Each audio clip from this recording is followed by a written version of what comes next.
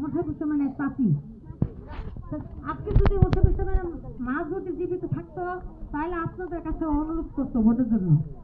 আমি তার চাচি হয়ে আপনাদের কাছে 2 হাত জোর করে আমি মেয়েকে মোশাররফ হোসেনের জন্য দাঁড়িয়েছি যে একটা ভোট চাই, একটা ভোট চাই। আরেকটা কথা বলবো মা বন্ধুকে উদ্দেশ্য করে, যে ইসলামেতে ভোট দিলে নাকি জান্নাতে দেওয়া যাবে। জান্নাত বানাইছে আল্লাহ, জাহান্নাম বানাইছে আল্লাহ।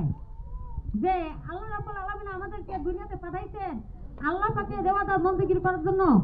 যে যে ব্যক্তি নামাজ পড়বে, ঈমানকে মজবুত করবে, যে আল্লাহর হুকুম নবীদের মতো চলবে, তাকেই আল্লাহ পাক জান্নাত দান করবেন। যে একটা ভোট দিলে যদি জান্নাতে যাওয়া যাইতো তাহলে কোনো ইবাদতের দরকার হইতো না। আর যে ব্যক্তি আল্লাহ পাক জান্নাত জাহান্নাম বানাইছেন, নবী করিম সাল্লাল্লাহু আলাইহি সাল্লাম, সেও